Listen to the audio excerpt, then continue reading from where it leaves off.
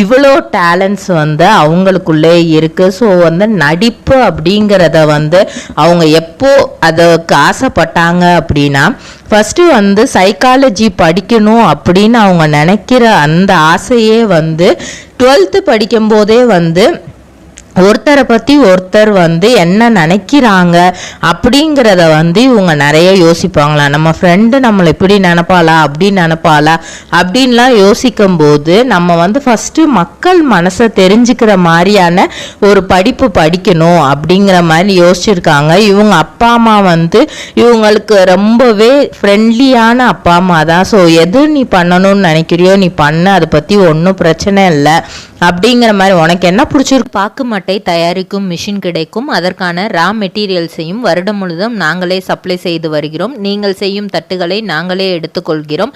அதற்கான லோன் வசதியும் செய்து தருகிறோம்.